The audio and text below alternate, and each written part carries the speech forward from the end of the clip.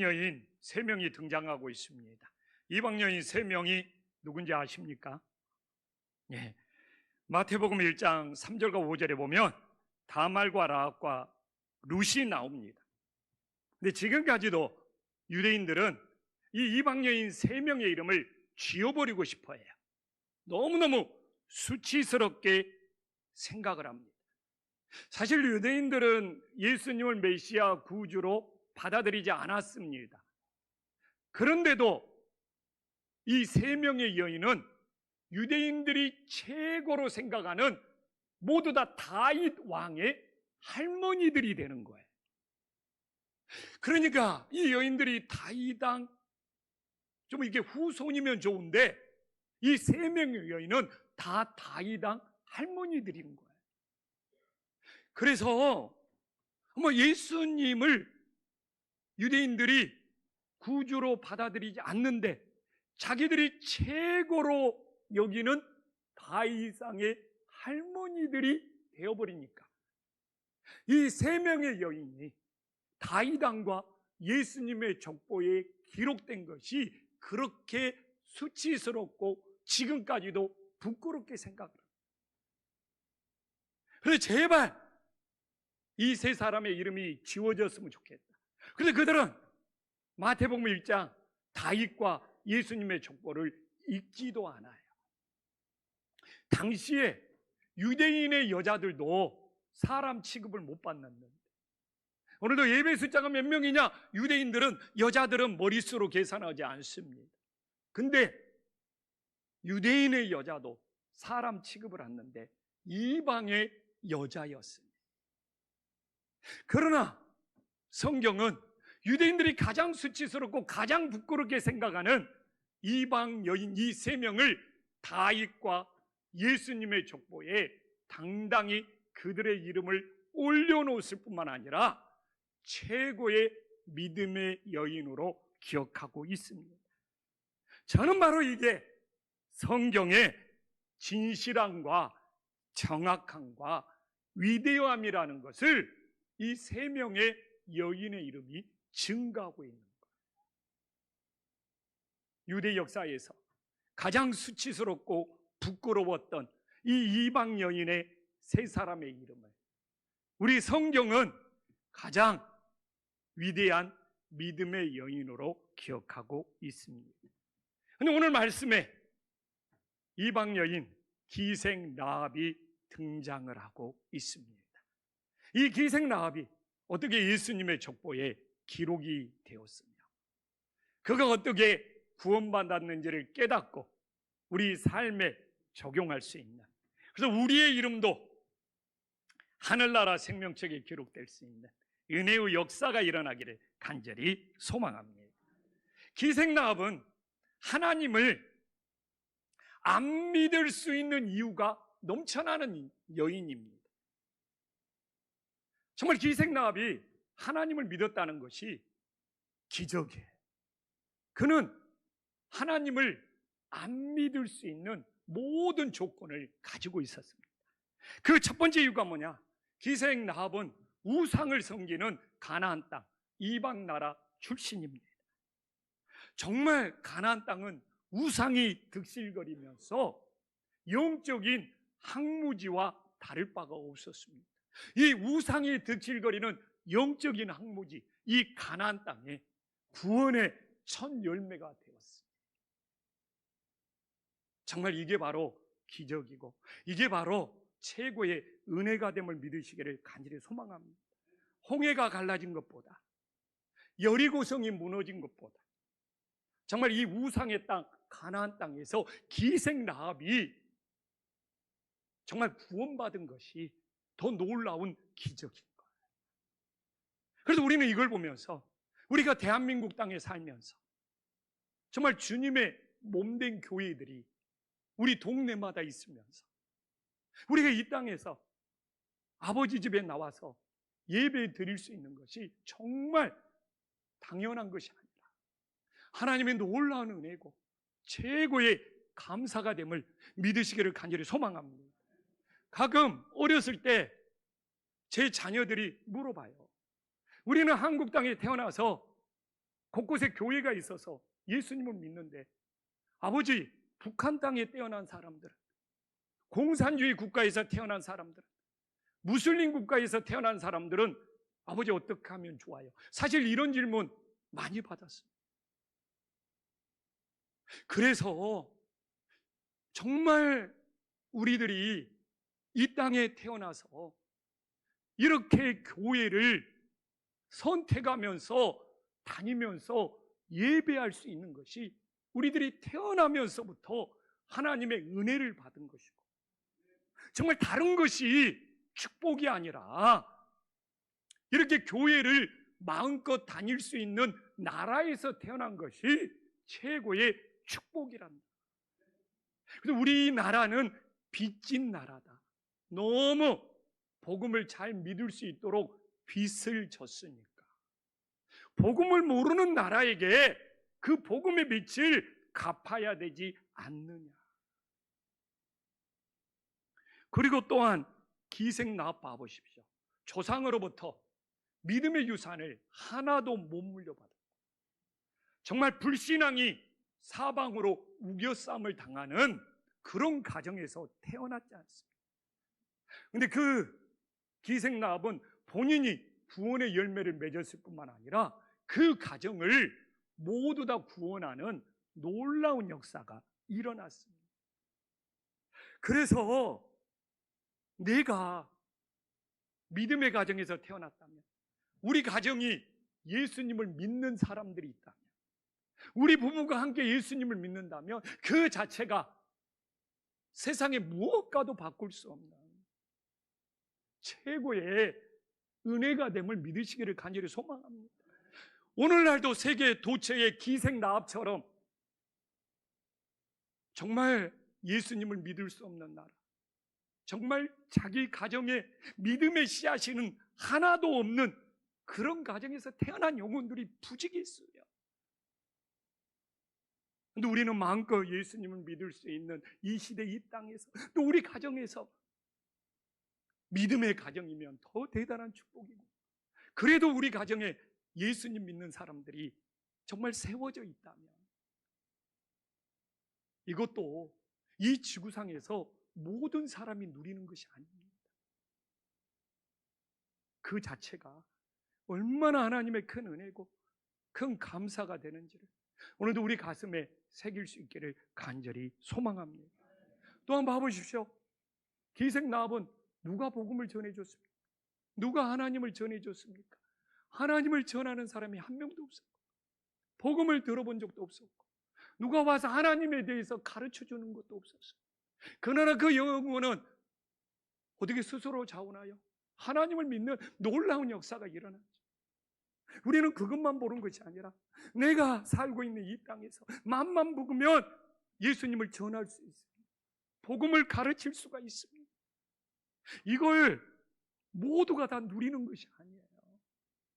선교를 마음껏 할 수 있고 전도를 마음껏 할 수 있는 나라가 세계에서 몇 나라나 된다고 생각을 하십니까?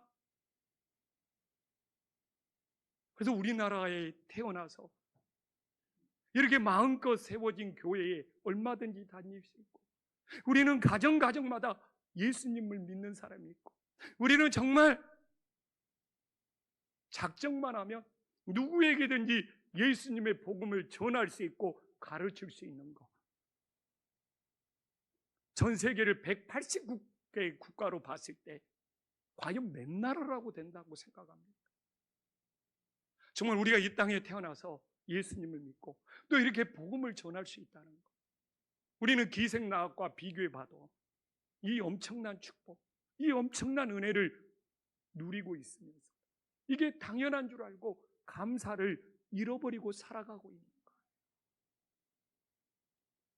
그래서 우리는 오늘 이 기생나합과 견주어 보면서 정말 예수님을 믿을 수 있는 나라, 우리 가정이 믿음의 가정이 될 수 있는 나라, 맘만 먹으면 내 이웃들에게 복음을 전하고 가르칠 수 있는 것, 이게 바로 최고의 축복, 최고의 은혜, 최고의 감사라는 것을 정말 잃어버리지 말고 당연하게 생각하지 말고 빼앗기지 않고 살아갈 수 있는 주님의 자녀들이 되기를 간절히 소망합니다. 그래서 옆에 사람하고 이럴 때는 인사를 안 나눌 수가 없어요. 이 땅에 태어난 것이 얼마나 은혜고 감사합니다. 당신은 최고로 축복받은 인생입니다. 옆 사람 축복 한번 했으면 좋겠습니다. 당신은 최고로 축복받은 인생입니다. 정말이에요. 그러면 기생나합이 어떻게 예수님을, 하나님을 믿었는 줄을 알아야죠. 이게 중요합니다. 기생나합은 어떻게 스스로 예수님을 믿었습니까? 제일 중요한 것이 들을 수 있는 귀가 있어야 돼요. 오늘 기생나합의 신앙 고백을 봐보십시오. 10절과 12절에 들었다는 것이 계속 나옵니다. 그래서 오늘도 여러분들이 예배를 드리지만 여기 있는 영혼들이 하나님의 말씀을 들을 수 있다는 귀. 오늘 우리가 다른 걸 아무리 잘할지라도 믿음은 들음에서 시작이 되기 때문에 하나님의 말씀이 내 귀에 들리지 않는다, 신앙은 절대로 잘하지 않습니다. 주일날마다 교회에 나올지라도 하나님의 말씀이 들리지 않는다, 습관적인 신앙, 형식적인 신앙, 의무적인 신앙. 정말 믿음은 들음이에요. 들을 수 있는 귀. 정말 이 기생나합은 전해주는 사람이 없어도 자기 귀에 들리는 역사. 그래서 어떻게 보면 저는 오늘도 내 신앙의 수준은 어느 정도냐? 하나님의 말씀이 내 귀에 들리는지, 정말 집에서 성경을 볼지라도 그 말씀이 내 귀에 들리는지, 하나님의 말씀을 들을 줄 알아야 돼요. 저는 솔직히 우리 당회 수련회 가가지고 좀 우리 장로님들뿐만 아니라 우리 집사님하고도 대화를 나눴는데, 그분이 어떻게 신앙생활을 했는지, 어떻게 예수님을 만났는지 그렇게 전해주는 말이 하나님의 말씀으로 들려요. 사람의 말이 아니라, 저분이 저렇게 교회를 찾기 위해서 마음을 정말 씀씀이 힘든 그러면서 한신교회를 만났다는 이야기가 하나님의 말씀으로 들리는 거예요. 이 들을 수 있는 귀. 이게 기생나합처럼 신앙의 벌무제에서도 우리의 믿음이 든든히 세워지는 놀라운 역사가 있음을 믿으시기를 간절히 소망합니다. 두 번째는 뭡니까? 마음이 녹아야 돼요. 9절과 11절에 봐보십시오. 마음이 녹았다는 것은 이 굳어진 마음이, 이 바로 왕은 완악해요. 굳어져요. 하나님의 역사를, 하나님의 말씀을 듣고 이 굳어진 마음이 녹아진다는 것은 부드러워진다는 거거든요. 오늘도 하나님의 말씀을 들으면서 우리 성도님들의 마음이 녹아지지 않냐면, 내가 아무리 예수님이 와서 말씀을 전해도 그 말씀의 씨앗은 튕겨져 나갑니다. 하나님의 말씀을 들을 때마다 내 이 굳어진 마음이 녹아지고 또 녹아져야 돼. 그래야지 부드러워지고 씨앗이 떨어지고 옥토가 되는 거예요. 아버지 집에 와서도 늘 굳어진 마음으로, 그러면 말씀은 늘 굳어진 마음에서 튕겨나가고 또 튕겨나가는 것이 녹아져야 돼요. 오늘도 주님의 말씀을 들으면서 상처로 굳어진 마음, 사랑 관계로 굳어지는 마음, 내 마음에 안 들어서 굳어진 마음, 정말 하나님 말씀 앞에서는 정말 우리 마음들이 녹아지고 부드러워져서 하나님의 말씀의 씨앗이 떨어지는 놀라운 역사가 있기를 간절히 소망합니다. 이렇게 하나님의 말씀을 들었습니다. 마음이 녹아져서 씨앗이 떨어졌습니다. 11절에 봐보십시오. 드디어 믿음의 고백, 신앙 고백이 나오는 거예요. 창조주 하나님을 믿잖아요. 이 우상의 땅, 이방의 땅에서 하나님 여호와는 위로 오른 하늘에서도 아래 노는 땅에서도 하나님이시라고, 이렇게 놀라운 위대한 믿음의 이 창조주 하나님의 신앙 고백이 이루어지잖아요. 기생나합이 우리들이 어떻게 하나님을 믿는지 들음에서 시작이 되어가지고 그 들은 것이 내 마음을 녹이고 부드러워져서 마음의 씨앗이, 말씀의 씨앗이 내 마음밭에 들어지니까 그걸 통해서 믿음의 고백이, 신앙의 고백이 열매를 맺는, 창조주 하나님을 고백하는 놀라운 역사가 일어남을 우리들에게 보여주고 있잖아요. 근데 오늘도 아버지 집에 왔는데 말씀이 안 들려. 굳어진 마음이 녹아지지를 않아. 우리는 하나님 앞에 온전한 예배자가 될 수 없는 거예요. 이렇게 기생나합은 누구도 전해준 사람이 없었는데 이렇게 하나님 아버지 앞에 믿음의 사람으로 세워지잖아요.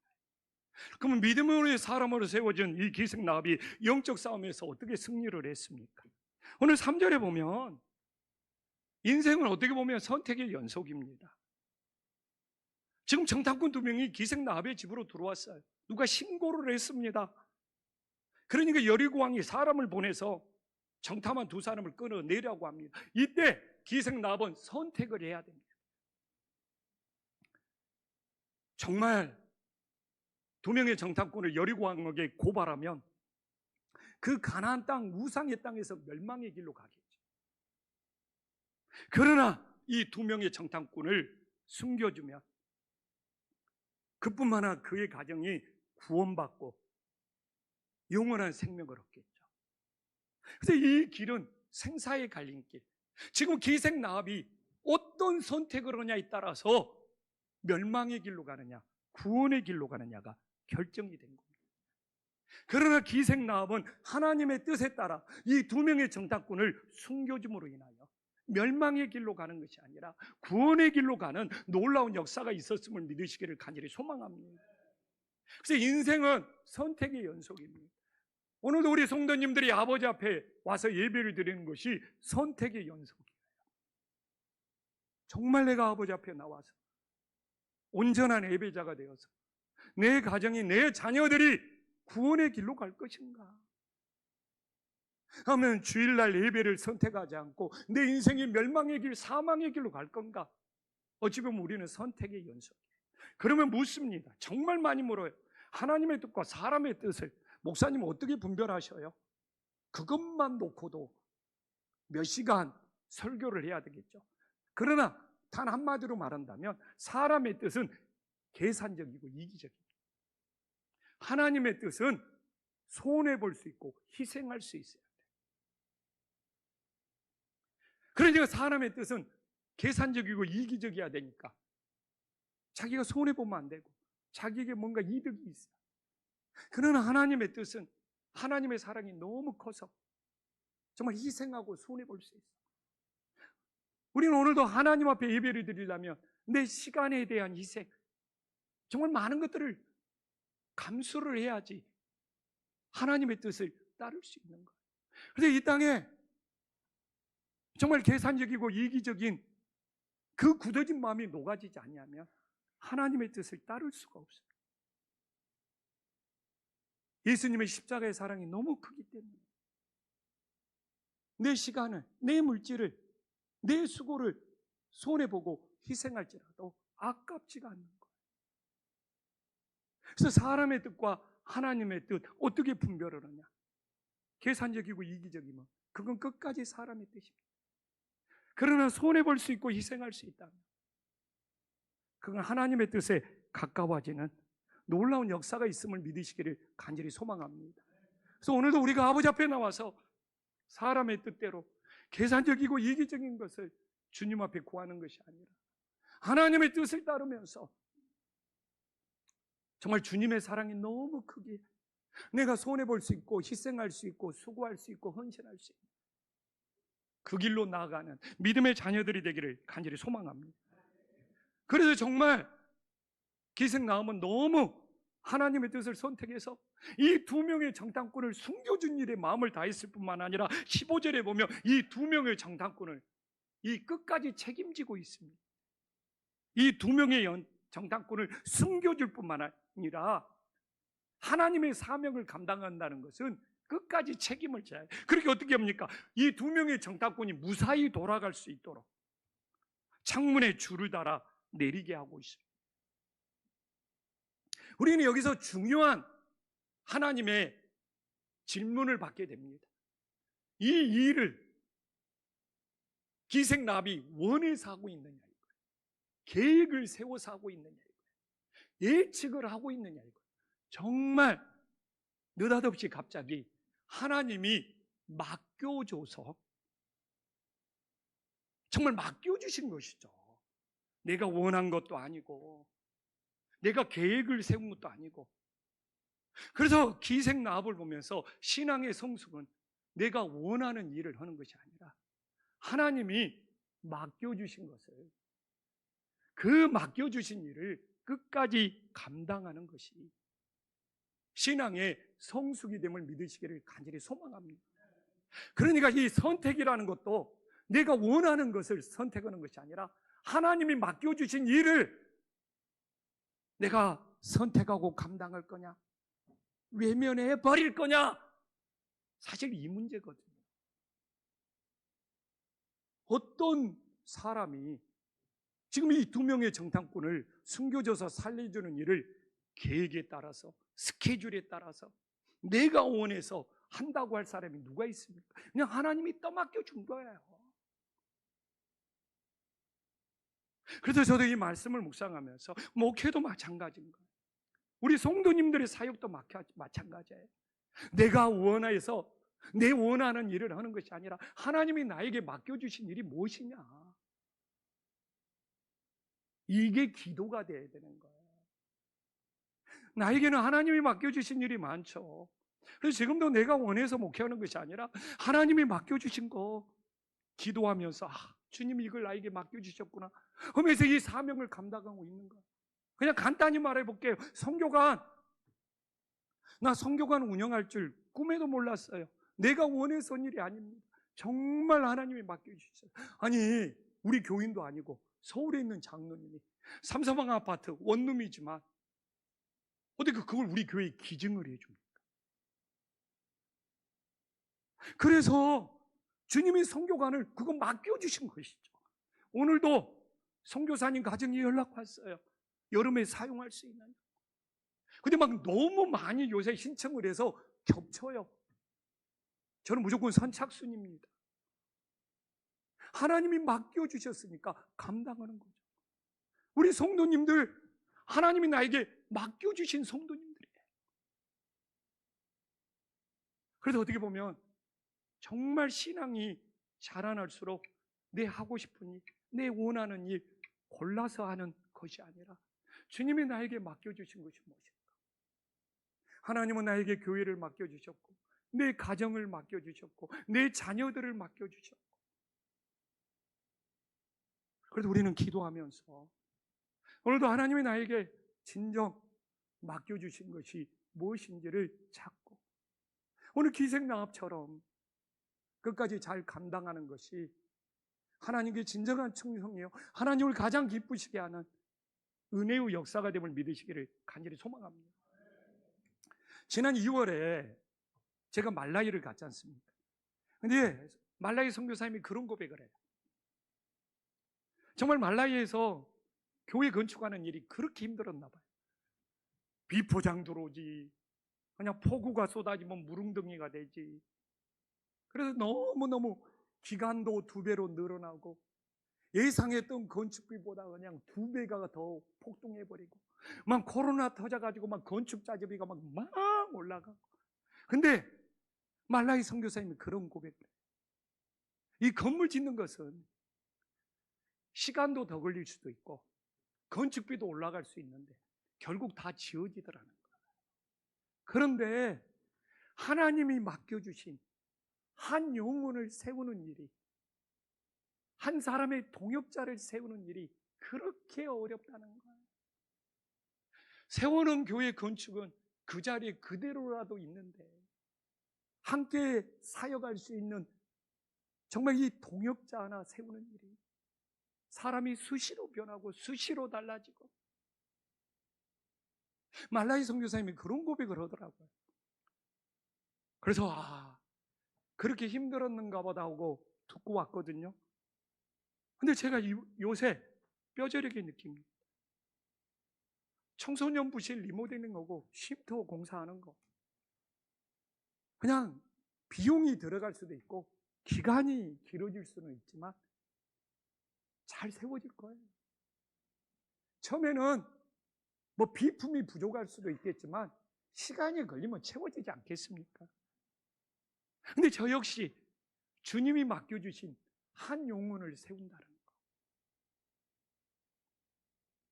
이것이 얼마나 어려운지.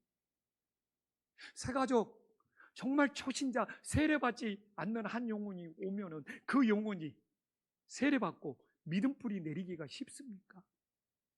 아니, 세례받지 않는 영혼이 교회에 찾아와가지고 주일 성수를 척척척척 합니까? 그런 생각부터 내려놔야 돼요. 그 한 영혼 세우는 일이 교회에서 무슨 공사하고 쉼터 세우고 정말 상상할 수 없을 정도. 그리고 우리 성도님들의 믿음이 든든히 세워지는 일이, 무슨 권사님들이, 무슨 집사님들이 나를 챙겨줘요 안 챙겨줘요 어린 장을 부리고 있을 시기입니까?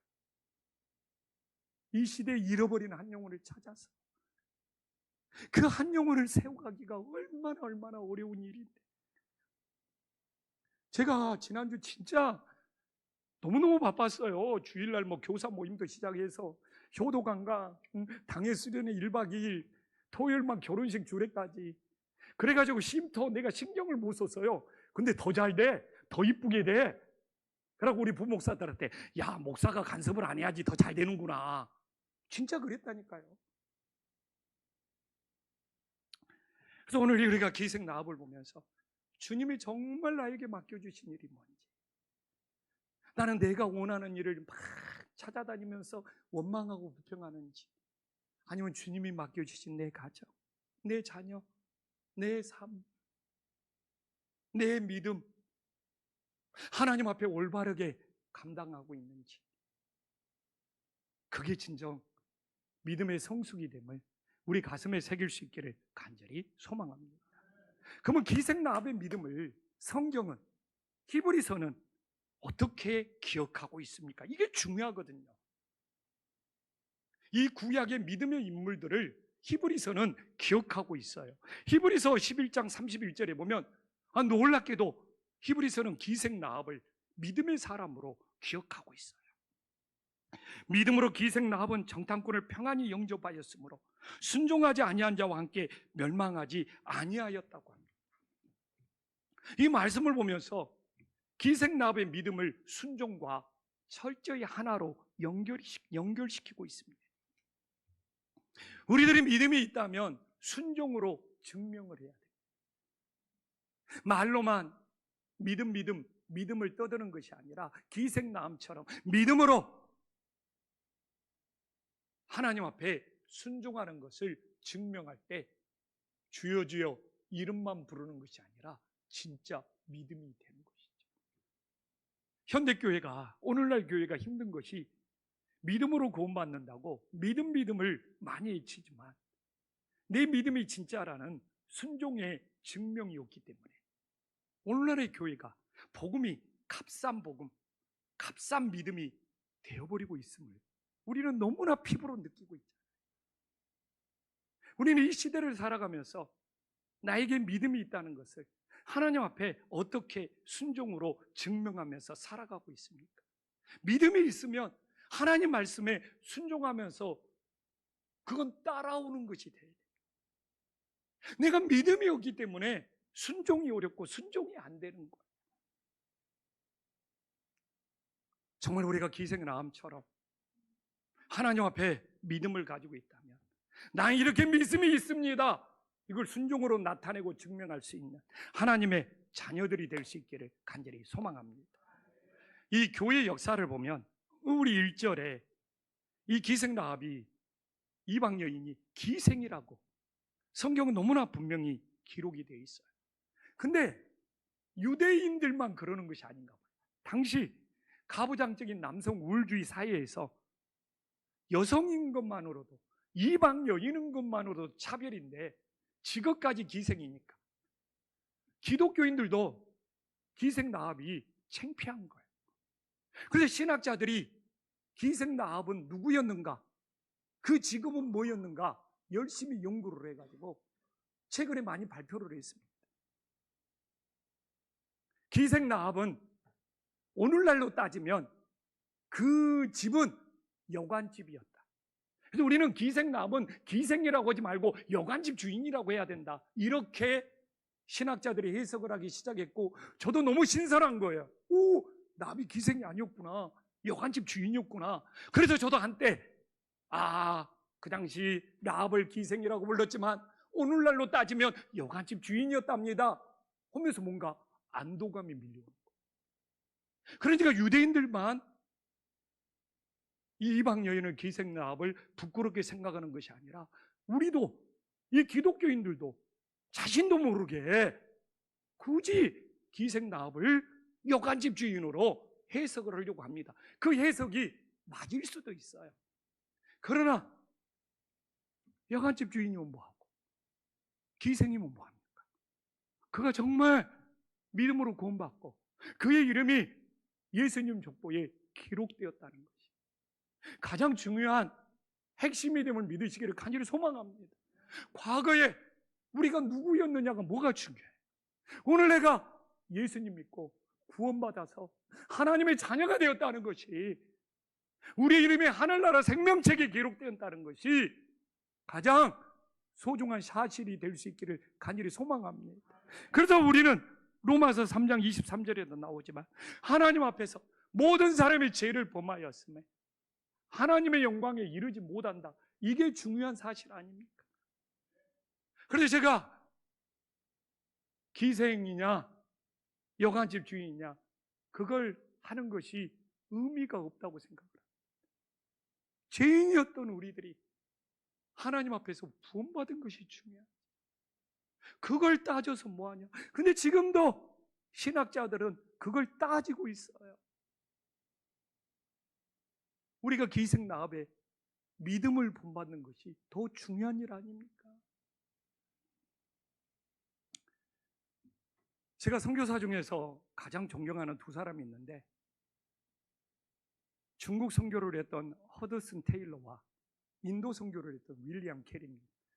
만약에 제가 20대의 윌리엄 캐리를 만났다면 그분은 현대 선교의 아버지인데 그분 때문에 18세기, 19세기 전 세계에 선교의 문이 열렸는데 저는 이 자리에 없고 선교사로 한평생을 살았을지 모릅니다. 그러나 30대에 윌리엄 캐리를 만났기 때문에 저는 선교하는 교회를 세우겠다는 것으로 꿈이 바뀌었고 지금도 선교하는 교회의 사명을 감당하고자 합니다. 윌리엄 캐리는 정말 가난한 구두 소송공으로 태어나서 제대로 교육도 받지 못하고 14살 때부터 구두 닦기 하면서 구두를 고쳤습니다. 근데 17살에 집회에 참석해서 성령의 뜨거운 불을 받고 하나님 앞에 사용되기를 원했고 복음을 모르는 곳에 복음을 전하고 싶어서 그 18세기, 19세기 그 힘든 시절에 인도 선교사로 갔습니다. 근데 그가 구두 수송공이 선교사로 떠나겠다고 했을 때 아무도 지원도 안 해주고 가라고도 아니고 너 가면 실패해 가지마 정말 비방하고 험담하는 사람만 있었어요. 심지어 아버지도 야 이놈아 정신 차려 진짜 너 미쳤구나 이렇게 할 정도로 정신 나간 소리로 들었어요. 그래서 윌리엄 캐리는 아버지에게 이야기합니다. 아버지에게 이야기. 아버지, 저는 하나님으로부터 위대한 일을 기대합니다. 근데 사람이 기대만 하면 어떡해? 그래서 하나님을 위하여 내 자신이 아니라 하나님을 위하여 위대한 일을 시도하고자 인도 선교사로 떠났습니다. 아버지가 미쳤다고 너 제정신이냐고 했을 때 윌리엄 캐리가 아버지에게 듣죠. 하나님으로부터 위대한 일을 기대하라. 하나님을 위하여 내 자신이 아니라 위대한 일을 시도해라. 그래서 저도 하나님을 위하여 위대한 일을 시도하기 위하여 30대의 윌리엄 캐리를 만났기 때문에 이렇게 개척교회를 시작해서 하나님을 위하여 위대한 일을 시도하고 있습니다. 오늘 성경에 나오는 기생 라합, 정말 하나님으로부터 기대했을 뿐만 아니라 두 명의 정탐꾼을 숨겨주는 하나님을 위하여 얼마나 위대한 일을 시도한 여인이냐. 다말은 안 그렇습니까? 우리 룻은 안 그렇습니까? 시어머니를 따라 모압 여인이 이스라엘 땅으로 들어오는 하나님을 위하여 위대한 일을 시도했기 때문에 이 여인들이 예수님의 족보에 올라오고, 오늘 우리는 하나님으로부터 무엇을 기대하고 있고 내 인생에 하나님을 위하여 무엇을 시도하면서 살아가고 있습니까? 그러니까 내 인생에 아무런 역사가 일어나지 않는 거예요. 하나님이 살아있나? 이런 생각에 신앙은 침체에 가는 겁니다. 윌리엄 캐리가 이 도로시 자기 아내와 5살 된 너무 잘생기고 눈도 큰 아들을 데리고 5개월에 걸쳐서 인도 땅에 들어갔습니다. 배 타고 갔습니다. 근데 5살짜리 아들이 이질에 걸려서 죽습니다. 이 이질에 걸려서 몇 개월 안 되었어요. 근데 5살짜리 아들이 이질에 걸리니까 이 윌리엄 캐리의 아내였던 이 도로시가 사실 정신을 잃어버립니다. 그리고 결국 순교하게 됩니다. 인도 땅에 하나님으로부터 위대한 일을 기도해야 하고 하나님을 위하여 위대한 일을 시도하기 왔는데 5살짜리 아들이 이 길로 죽고 아내가 그 후유증으로 먼저 하나님 나라 가는 충격을 받습니다. 그리고 심지어 7년 동안 그렇게 복음을 전했는데 한 사람도 예수를 믿지 않았습니다. 우리 성도님들은 이럴 때 어떻게 하겠습니까? 근데 7년 동안 인도 벵가로를 익힌 거예요. 한 사람도 전도가 없자 윌리엄 캐리는 인도 벵가로로 성경을 다 번역하고 영국에서 인쇄기를 갖다가 찍어낼 수 있도록 만들고 그리고 사전까지 다 제작을 했어요. 이제 잉크 발라가지고 하기만 하면 다 돼요. 그러면서 지방에 순회 전도를 다녔는데 직원의 실수로 화재가 나서 7년에 거쳐서 만들었던 인도 벵가로 성경 번역 사전 완전히 소실되어서 다 사라져버렸어요. 그래서 윌리엄 캐리는 돌아봅니다. 5살짜리 아들을 잃었지. 그 후유증으로 아내는 이 세상을 떠났지. 7년 동안 한 명도 전도를 못했지. 인도 벵가로로 성경 번역이 다 완성이 되었는데 그 인쇄기 자체가 다 불타서 그 원본이 재료가 다 사라져버렸어요. 우리 성도님들은 어떻게 하시겠습니까? 그때 윌리엄 캐리가 무릎 꿇고 하나님 앞에 피를 토하면서 감사, 주님 감사합니다. 제 성경 번역이 온전하지 못해서 하나님께서 이 성경 번역을 더 완전하게 하라고 이런 기회를 주셔서 감사합니다. 하룻밤 동안 원망과 불평이 아니라 하나님 앞에 또 감사, 하나님이 부족했기 때문에 더 완벽하게 하라고 이런 기회를 주신 하나님께 또 감사, 또 감사, 또 감사. 눈물은 메마르지 않았지만 그의 입에서는 계속 하나님이 더 완벽하게 성경 번역을 해내라고 이런 기회를 주셔서 또 감사, 또 감사. 그래서 1년 만에, 그러니까 8년이 걸린 거죠. 다시 성경책이 나왔고 그 성경책을 통해서 수많은 사람이 세례를 받고 수많은 사람이 구원을 받고 현대 선교의 아버지가 되었고 정말 그가 구원해낸 영혼이 이루 말할 수가 없고 40년 동안 영국 정부는 또 이 윌리엄 캐리를 추방시키려고 그랬어요. 그러나 끝까지 40년 동안 영국 땅을 한 번도 안 밟고 73세에 인도 땅에 묻혔던 윌리엄 캐리를 보면서 그가 인도로 선교사를 떠날 때 그런 고백을 합니다. 예수님의 복음을 전하는 일에는 명예도 유익도 따르지 않는다. 이것 때문에 가슴이 뜨거워졌대요. 예수님의 복음을 전하는 일에는, 인도 가서 예수님의 복음을 전하는 일에는 명예도 유익도 하나도 따르지 않는다는 것에 너무 가슴이 뜨거워서, 야, 이래서 진짜 하늘에 상급이 있는 것과, 제가 이야기했잖아요. 하나님의 뜻과 사람의 뜻을 구별하는 것과 이 윌리엄 캐리의 가슴이 뜨거워진 것이 똑같다. 그래서 그는 그 이후로 세상에 인도가 방언이 많습니다. 33개의 인도 방언으로 성경책을 내고, 심지어는 미얀마, 버마 그 나라 성경책을 내고 중국 성경책까지 내는, 그래서 지금까지 최고의 언어학자가 누구냐? 윌리엄 캐리.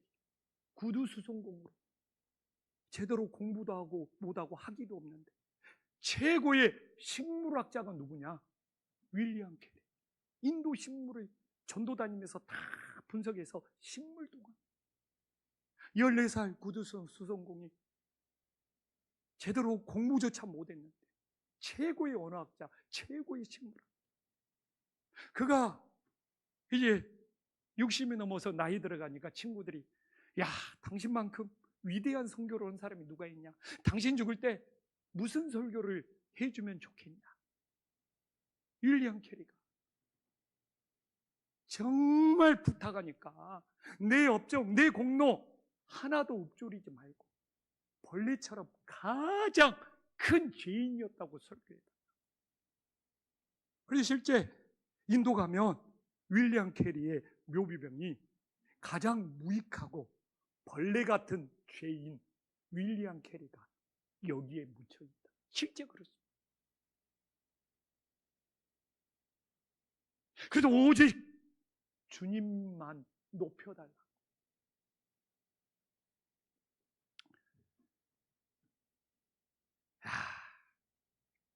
그래서 제가, 아니, 기생나합이 기생이면 뭐하고 여관집 주인이면 뭐해?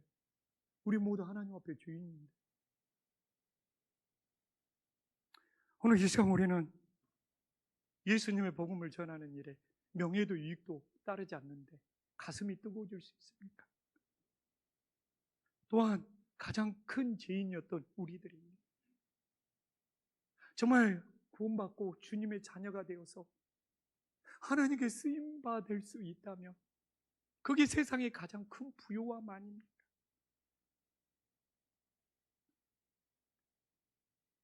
정말